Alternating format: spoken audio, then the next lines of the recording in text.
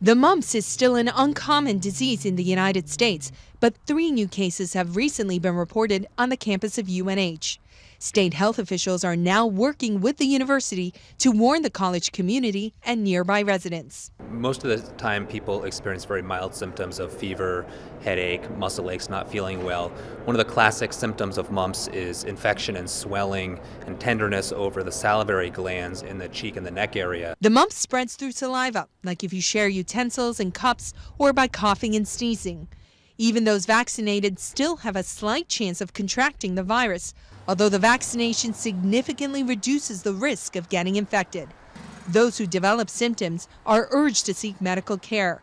Complications from the mumps are rare but can be severe. So most people with mumps will fully recover in 2 to 3 weeks without any complications. In very rare circumstances, people can have complications of mumps. These can include testicular swelling or inflammation, inflammation of the brain or the membranes around the spinal cord. There have been a total of 9 cases of mumps reported in the state of New Hampshire this year. Compare that to just 5 between 2011 and 2015. UNH says it is taking the same approach in educating the campus as in the past with meningitis and the flu. For me, it's not that big of a deal, but for those who are not vaccinated, I guess that would be concerning.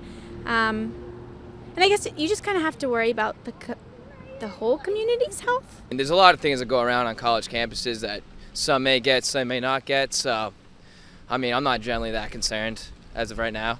Yeah. I'm like Nick, I'm actually kind of concerned. I didn't know about that. And I mean, things come and go, but I mean, mumps are pretty scary. State officials tell us this is not considered an outbreak. They are trying to get ahead of it to prevent any further spread. In Durham, Naoko Funayama, WMUR News 9.